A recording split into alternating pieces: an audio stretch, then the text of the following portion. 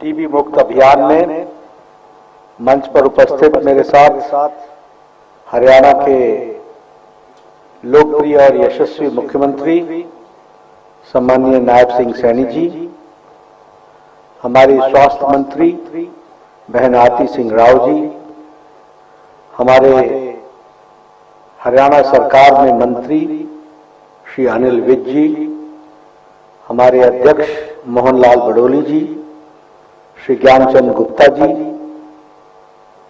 मंच पर विराजमान भारत सरकार में सचिव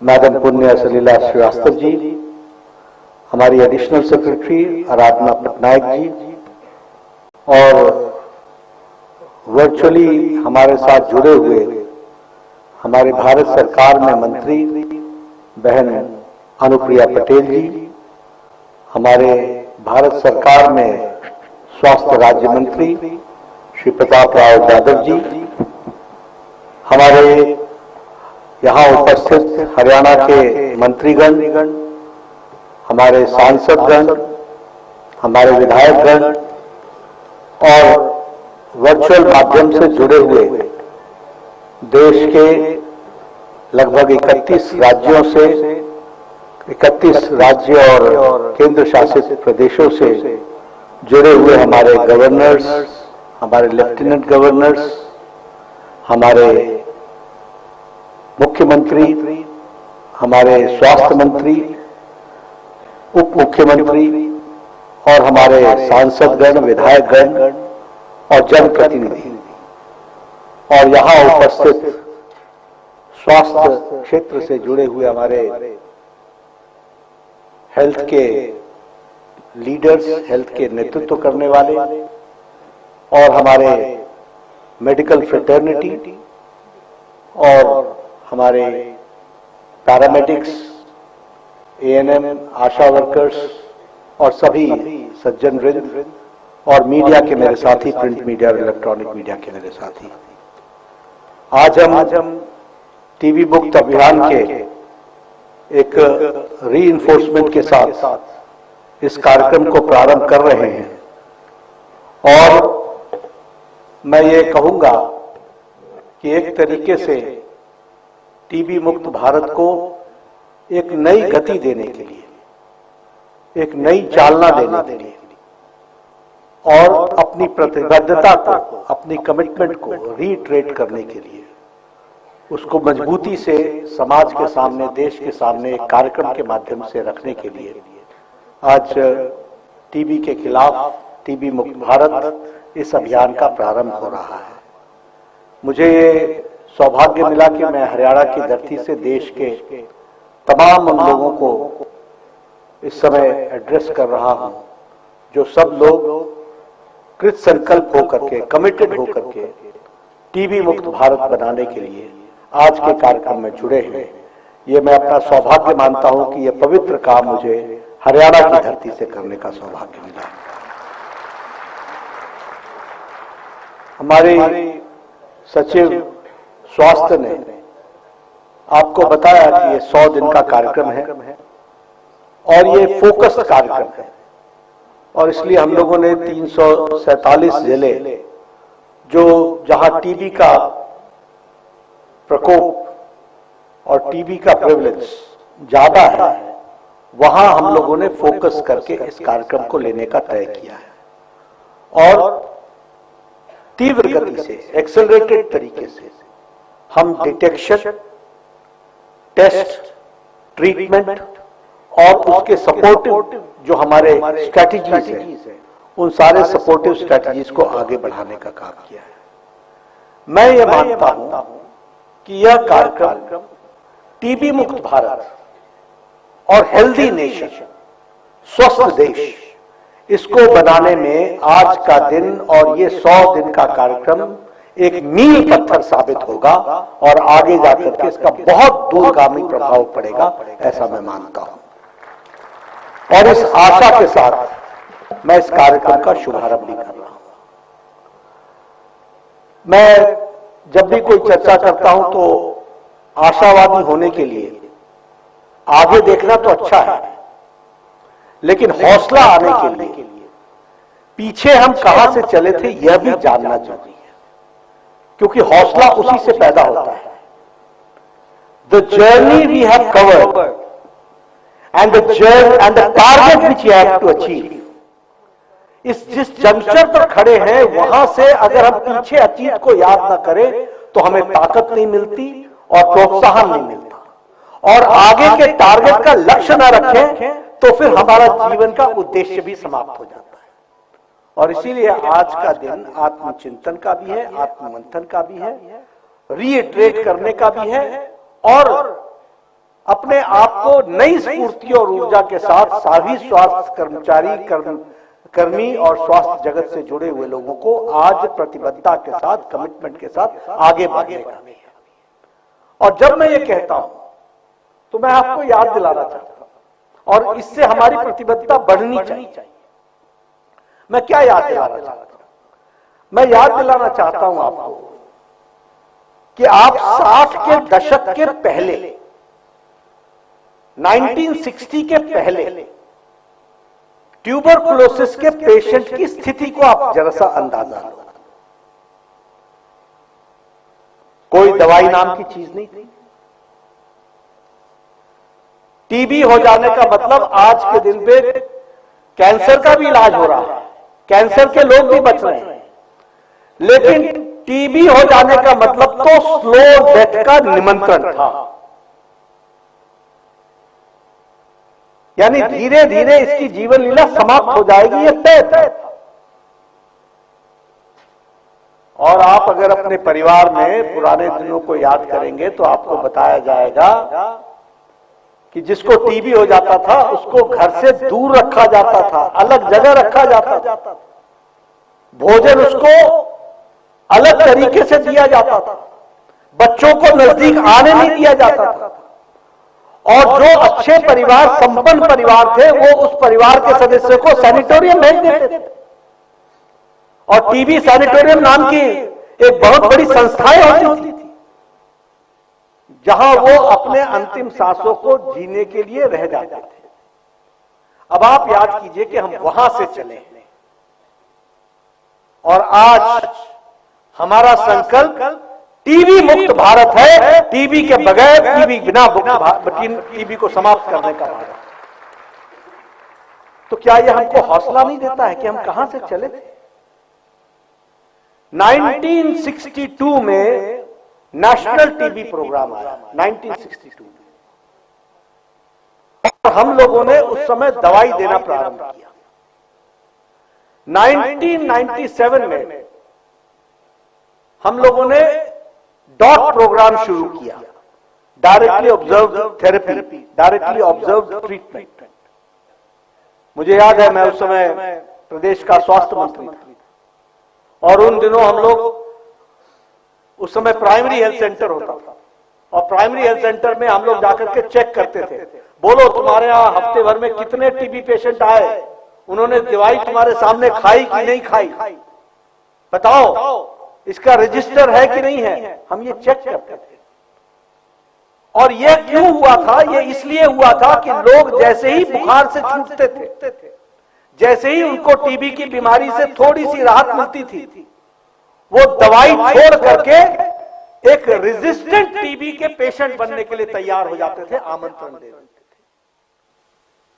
मैं स्वास्थ्य विभाग को बधाई देना चाहता हूं, जिन्होंने लक्ष्य को तय किया, तुम डाल तो मैं पात, तुम बचोगे तो हम तुम्हारे बचने के हर रास्ते निकालेंगे, लेकिन हम टीबी मुक्त भारत बनाएंगे, इस बात के लिए हम संकल्पित हुए। और मुझे फिर याद है रिवाइज्ड नेशनल ट्यूबरक्लोसिस प्रोग्राम चला, जिसमें डॉट प्रोग्राम को और इंटेंसिफाई किया गया। हमारे स्वास्थ्य कर्मियों को, हमारे पैरामेडिक्स को, हमारे आशा वर्कर्स को और नीचे तक जाने के लिए कहा गया, ज्यादा टेस्ट बढ़ाने के लिए कहा गया, और इस तरीके से हम लोगों ने इस कार्यक्रम को आगे चलाने का प्रयास किया। लेकिन यहां यह भी याद रखने की जरूरत है कि इस टीबी मुक्त अभियान में 2018 एक बहुत महत्वपूर्ण दिन है, बहुत महत्वपूर्ण साल है। वो महत्वपूर्ण इसलिए है कि जब लोग फाइट अगेंस्ट टीवी कहते थे, टीवी के साथ हम लड़ेंगे, उस समय 2018 में हमारे विजनरी, दूरदर्शी, डायनेमिक प्राइम मिनिस्टर ने कहा एंड टीबी, मुक्त करो भारत को, end TB is bold step. 2018 में ये बहुत बड़ा बोल्ड स्टेटमेंट था दुनिया के लिए, देश के लिए नहीं, दुनिया के लिए, कि एक प्रधानमंत्री इस हौसले के साथ कह रहा है, 140 करोड़ के देश में यह हौसला कि एंड टीबी, ट्यूबरक्लोसिस को हम समाप्त करेंगे, टीबी हारेगा, भारत जीतेगा। ये 2018 का बहुत बड़ा कार्यक्रम चलाया गया और उस समय उन्होंने तय किया कि अगर सस्टेनेबल डेवलपमेंट गोल्स 2030 रखते हैं तो हम टीबी मुक्त भारत 2025 में बना देंगे। इस बात को लेकर के हम चले और मुझे खुशी है कि एंड टीबी समिट जो 2018 में किया गया, उसमें हम लोगों ने एलिमिनेशन को 2025 साल रखा गया। मैं स्वास्थ्य विभाग को भी बधाई देना चाहता हूं। मैं इस विभाग में आता जाता रहा हूं, तो जब मैं यहां से नई जिम्मेवारी पर गया, उस समय से लेकर के जब मैं दोबारा इस जिम्मेवारी पर आया, तो मैंने देखा कि स्वास्थ्य विभाग ने पूरी लगन के साथ, पूरी तत्परता के साथ इस एंड टीबी के प्रोग्राम को लड़ाई लड़ी। ये अलग बात है कि बीच में एक पेंडेमिक आया, एक तरीके से कहा जाए तो एक कैलामिटी आई और कोरोना आया और सारा स्वास्थ्य विभाग को कोरोना में अपने आप को जूझना पड़ा, जिसमें से भारत सफलतापूर्वक निकल करके आया।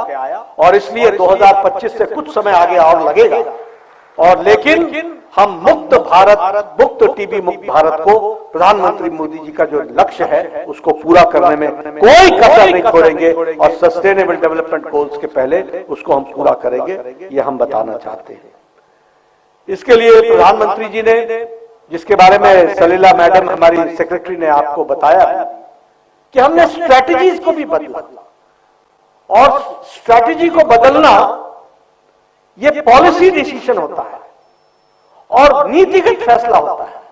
और नीतिगत फैसले बदलने के लिए नहीं होता, नीतिगत फैसला आता है कमिटमेंट से, नीतिगत फैसला आता है लक्ष्य से, नीतिगत फैसला आता है कि हम बदल डालेंगे इस बात के सपने को साकार करने के लिए। और इसीलिए जब हमने नीतिगत फैसला लिया तो उसके साथ साथ जो आर्थिक पहलू होते हैं नीतिगत फैसले को लेने के कारण, उस पर भी हम लोगों ने ध्यान दिया। और इसलिए प्रधानमंत्री जी ने कहा, और अभी भी आपने उस वीडियो में उनके संदेश में सुना होगा, उन्होंने कहा कि समस्या भी चलती रहे और हम भी चलते रहे, ये नहीं चलेगा। और इसलिए जब एक लंबी समय तक समस्या चलती रहती है, जिसका सलीला मैडम जी ने अब वो चर्चा की, तो उसके लिए हमको रीस्ट्रेटेजाइज करना पड़ता है। और रीस्ट्रेटेजाइज करना होता है तो हमें इनोवेटिव मेजर्स लेने पड़ते हैं, हमें नए नए तरीके इजाद करने पड़ते हैं, और हमको अपनी स्ट्रेटेजी को पेशेंट सेंट्रिक बनाना पड़ता है, मरीज को ध्यान में रख करके उसको बनाना पड़ता है, और अपने इलाज को एविडेंस बेस्ड करना पड़ता है। और उसके साथ साथ वो अपनी सर्विसेज को, जो हम सुविधाएं दे रहे हैं, उस सारी सुविधाओं को उसके साथ ताकत के साथ जोड़ना पड़ता है। और मुझे खुशी है कि हम लोगों ने, स्वास्थ्य विभाग ने एक एग्रेसिव स्ट्रैटेजी ली, और उस एग्रेसिव स्ट्रैटेजी के तहत हम लोगों ने डिसेंट्रलाइज किया टीबी सर्विसेज को। और जब हमने डिसेंट्रलाइज सर्विसेज को डिसेंट्रलाइज किया तो हम लोगों ने क्या तय किया कि ये जितने सब सेंटर्स हैं, जितने पीएचसीज हैं, और जितने भी हमारे लोकल डिस्पेंसरीज हैं अर्बन एरिया, ये सब आयुष्मान आरोग्य मंदिर के दायरे में आएंगे। और 1,73,000 आयुष्मान आरोग्य मंदिर में टीबी की जांच होगी, और टीबी को हम मुक्त करने के लिए वहां से पकड़ेंगे। अब देखिए कितना फर्क आ गया। पहले टीबी की जांच होती थी अस्पताल में, जिला अस्पताल। तो जिला अस्पताल में एक गांव का आदमी कब पहुंचता था? जब टीबी उसको पूर्णतः ग्रसित कर देती थी। लेकिन वो आयुष्मान आरोग्य मंदिर में कब पहुंचता है? जब उसको हफ्ते भर खांसी होती है, खांसी ठीक नहीं होती है, कुछ खाता है तो उसके बाद उसको इरिटेशन होता है, बुखार जाता नहीं है, वजन घटता है, तो वो अपने आयुष्मान आरोग्य मंदिर में जाता है। आयुष्मान आरोग्य मंदिर उसकी जांच करता है, जब उसको शक होता है टीबी का है तो उसको पीएचसी में भेजता है, पीएचसी से सीएचसी में जाता है और वहां पर उसकी डिटेक्शन के साथ साथ डिटेक्ट, टेस्ट एंड ट्रीट इसका काम शुरू हो जाता है। तो अर्ली डिटेक्शन का बेस लाइन प्रधानमंत्री मोदी जी ने 1,73,000 सेंटर तक पहुंचा दिया। यह है नीतिगत फैसला, यह है जिसको हमको समझना पड़ेगा कि छोटे छोटे फैसले कितने दूरगामी प्रभाव डालते हैं।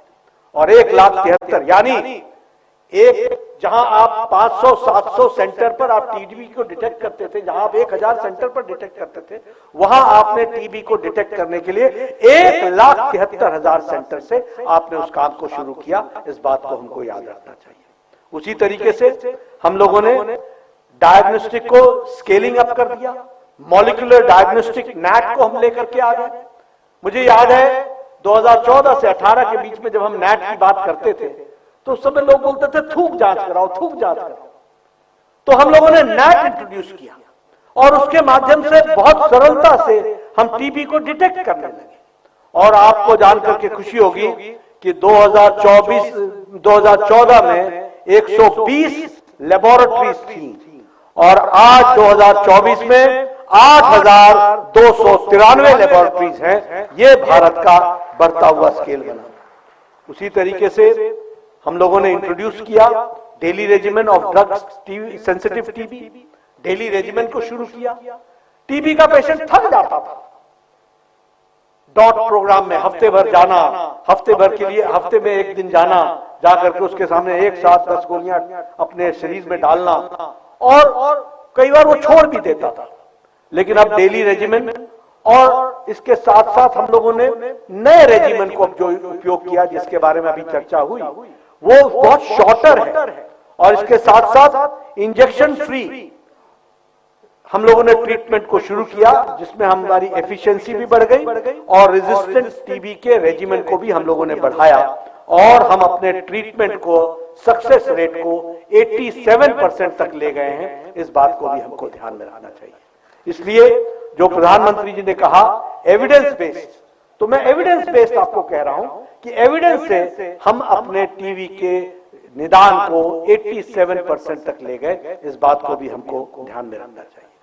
एक बहुत बड़ा एरिया रहा निक्षय पोषण योजना का। कभी हम कल्पना नहीं कर सकते थे, हम सोचते थे हमने दवा दे दी, बहुत बड़ा काम कर दिया। ये प्रधानमंत्री मोदी जी ने 2018 में कहा नहीं, हमको पोषण जोड़ना है, हमको इसमें अपने आप को उसको हेल्दी रखना है। टीबी रेजिस्टेंट टीबी कैसे बनता है, तो उसके लिए हमको कोई व्यवस्था होनी चाहिए और इसलिए निक्षय पोषण 2018 में जुड़ा और nutrition support direct benefit transfer से देना शुरू हुआ, डायरेक्ट बेनिफिट ट्रांसफर से। और आज जो आंकड़े हरियाणा के हमारे लोकप्रिय मुख्यमंत्री नायब सिंह सैनी जी रख रहे थे, मैं बताना चाहूंगा कि देश भर में हम लोगों ने 3,338 करोड़ रुपए 1,17,00,000 टीबी पेशेंट्स को डायरेक्ट बेनिफिट ट्रांसफर से पहुंचाया है। 1,17,00,000 पेशेंट्स को। और इसके साथ साथ एक बहुत बड़ी भूमिका अदा हुई। क्या होता था कि हमारा जो मजदूर भाई है, लेबर भाई है, दिहाड़ीदार है, दिन रात काम करता है, उसको अगर टीबी हो जाता था तो वो नजदीक के किसी प्राइवेट डॉक्टर के पास जाता था। उसको कहां अस्पताल की लंबी लाइन में खड़ा होने का मौका मिला, क्योंकि उन दिनों लंबी लाइन लगती। अब तो हमने आयुष्मान आरोग्य मंदिर में कर दिया था कि किसी को खड़ा ना होना पड़े, तुरंत उसका इलाज हो जाए, लेकिन उस समय खड़ा होना पड़ता। तो वो क्या करता था, प्राइवेट डॉक्टर के पास चला जाता और प्राइवेट डॉक्टर उसको दवा लिख देता था।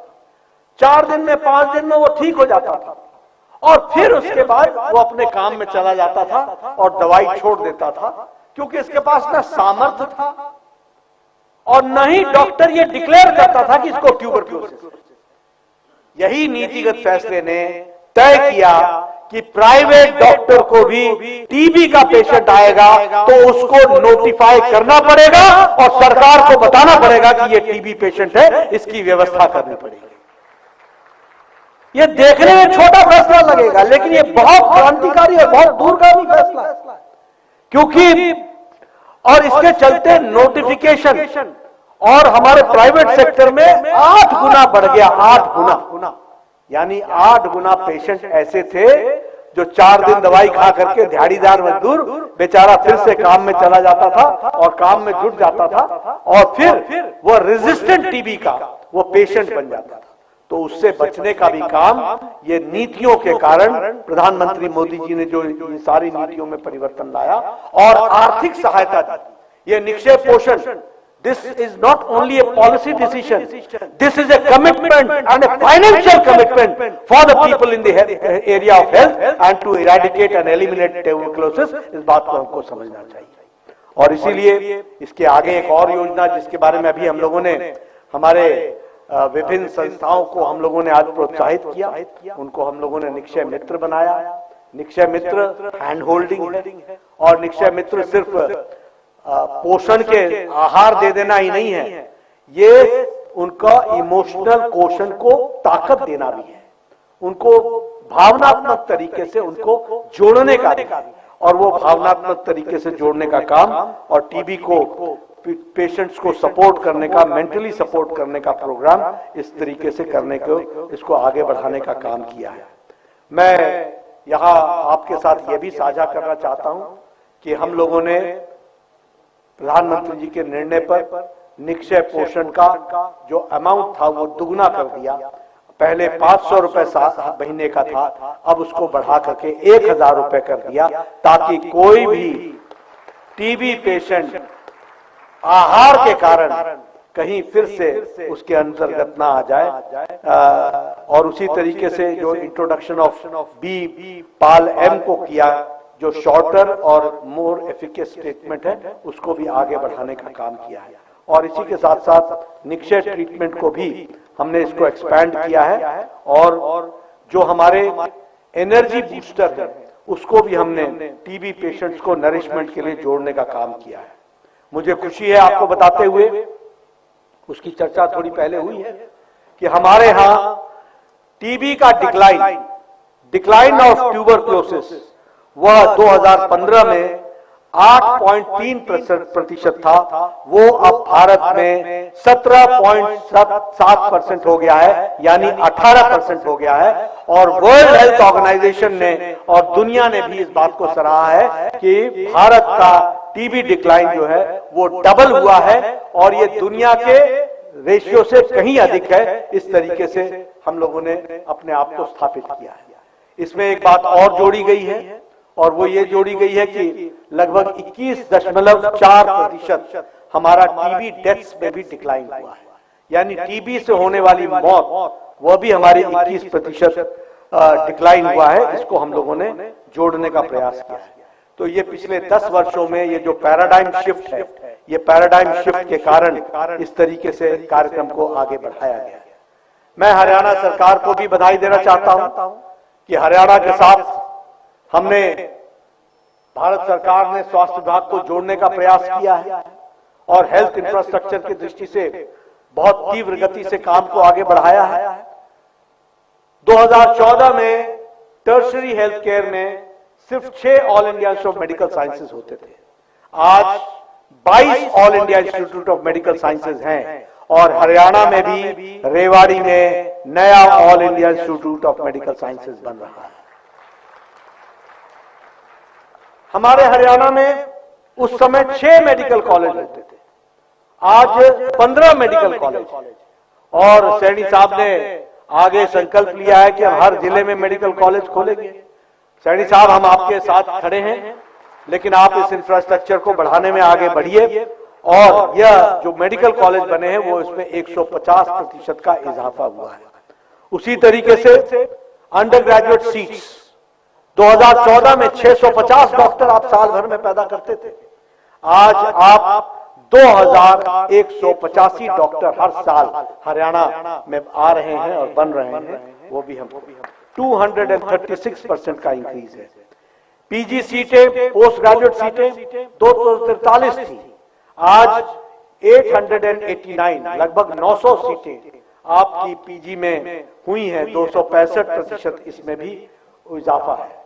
अभी मैं बाहर आयुष्मान आरोग्य मंदिर और आयुष्मान भारत को देख रहा था। मुझे खुशी है कि आप लोगों ने 1,22,00,000 आपने आयुष्मान के कार्ड बनाए हैं और आयुष्मान के साथ आपने जोड़ा है, और उसमें से लगभग 18,50,000 हॉस्पिटल एडमिशंस आपने आयुष्मान भारत के तहत यानी गरीब लोगों का आपने इलाज किया है, और 2,700 करोड़ रुपए की आपने गरीब लोगों का मुफ्त इलाज किया है। इसके लिए मैं हरियाणा सरकार को बधाई देना चाहता हूं, जिन्होंने इस काम को आगे बढ़ाया। मित्रों, एक आपको बहुत क्रांतिकारी फैसला जो प्रधानमंत्री जी ने किया है, जिससे आप सब लोग, और मैं चाहूंगा कि आप सब लोग जुड़े, वो है आयुष्मान भारत का व्यय वंदन कार्यक्रम। और इसमें हम लोगों ने ये तय किया है, 29 अक्टूबर को प्रधानमंत्री जी ने लॉन्च किया, कि इस देश का कोई भी व्यक्ति, बुजुर्ग जिसकी उम्र 70 साल से ऊपर की हो गई है, महिला या पुरुष, किसी भी जाति का, किसी भी धर्म का, किसी भी मजहब का, किसी भी उम्र का 70 से ऊपर, और किसी भी आमदनी का, गरीब हो या अमीर, सबको तो जिंदगी जब तक वो अंतिम सांस नहीं लेता तब तक उसको 5 लाख रुपए का आयुष्मान भारत का कार्ड मिलेगा और उसकी जिंदगी भर इलाज चलेगा। इस बात की व्यवस्था की गई है। यहां इंश्योरेंस कंपनी भी 60 साल के बाद इंश्योरेंस करना छोड़ देते हैं, और हम 70 साल से बाद तो जिंदगी उसको हम हेल्थ कवरेज देने का काम कर रहे हैं। ये भारत के स्वास्थ्य के लिए बहुत बड़ा क्रांतिकारी कदम है, जिसको आगे बढ़ाने का काम किया है। मैं हरियाणा सरकार को इसके लिए बधाई देना चाहता हूं कि आपने लगभग 70,000 के आसपास ये कार्ड, व्ययवंदन कार्ड आपने क्रिएट कर दिए हैं। एंटीनेटल चेकअप आपका 63% से बढ़कर के 85% हो गया, और इसलिए आपने मातृ सुरक्षा और नवजात शिशु की सुरक्षा, उसके लिए क्रांतिकारी कदम उठाए हैं। इंस्टीट्यूशनल बर्थ 80% से बढ़कर के 94% हो गया है। इन्फेंट मॉर्टेलिटी रेट आपका जो 36 प्रति 1,000 लाइव बर्थ था, वो आज घट करके 28 हो गया है। अंडर 5 मॉर्टेलिटी आपका जो 40 था 2014 में पर 1,000 लाइव बर्थ, वो 33 हो गया है। और फुल इम्यूनाइजेशन कवरेज आपने 79% से बढ़ा करके, एक लंबी छलांग लगा करके आपने 92% तक पहुंचा दी है। इसके लिए आपको मैं बहुत बहुत बधाई देता हूं। मित्रों, आज का ये जो टीबी मुक्त अभियान के तहत ये जो 100 दिन का कार्यक्रम है, इस कार्यक्रम में जन भागीदारी, जिस पर प्रधानमंत्री मोदी जी ने जोर लगाया है, जोर दिया है, उसको हमको ध्यान में रखना पड़ेगा, सुनिश्चित करना पड़ेगा। और इसलिए मैं सभी स्वास्थ्य कर्मियों से कहूंगा, आप अपने मेंबर पार्लियामेंट, आप अपने एमएलए, आप अपने जिला परिषद के सदस्य, आप अपने बीडीसी के सदस्य, आप अपने जिला प्रदेश परिषद का अध्यक्ष, आप अपने बीडीसी का चेयरमैन, आप पंचायत के प्रधान, वार्ड मेंबर, सबको इसके साथ जोड़िए। और मैं कहता हूं, 1 और 1 2 नहीं होता, 1 और 1 11 हो जाएगा। इस बात को आप ध्यान में रखिए। और इसीलिए मैं चाहूंगा कि आप इसमें जन भागीदारी बढ़ाइए। ये जो, और मैं सभी लोगों से एमपीज के साथ एक अलग वर्कशॉप की जाएगी, एमएलए के साथ एक अलग वर्कशॉप की जाएगी।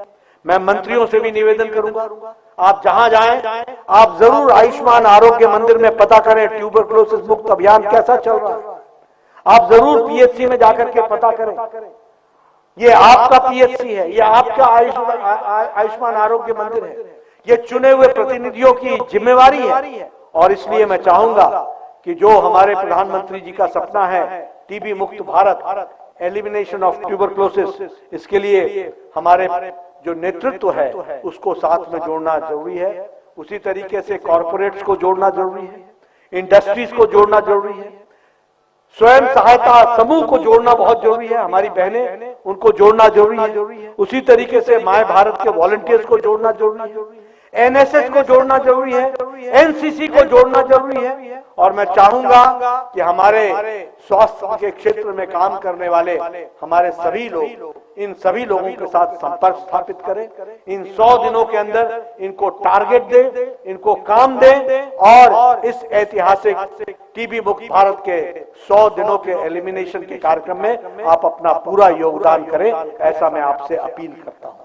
मुझे विश्वास है कि हम सब लोग और देश भर के कोने कोने से जुड़े हुए हमारे राज्यपाल महोदय, उपराज्यपाल महोदय, मुख्यमंत्री महोदय, मंत्री महोदय, हमारे मिनिस्टर्स, वो सब लोग पूरी गतिशीलता के साथ इस कार्यक्रम को अपनाएंगे और मोदी जी के सपने को पूरा करेंगे और एक स्वस्थ भारत बनाने में टीबी मुक्त भारत को हम आगे बढ़ाएंगे।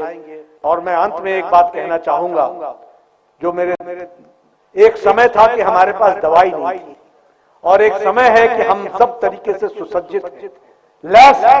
अब हमारी जिम्मेवारी है कि कोई भी टीबी पेशेंट छूट न जाए और किसी और को अन्यथा टीबी लग न जाए। इसके लिए हमको पूरी योजना के साथ काम करना है। आप पूरी ताकत से लगे। इन्हीं शब्दों के साथ बहुत बहुत धन्यवाद। टीबी हारेगा, भारत जीतेगा। धन्यवाद।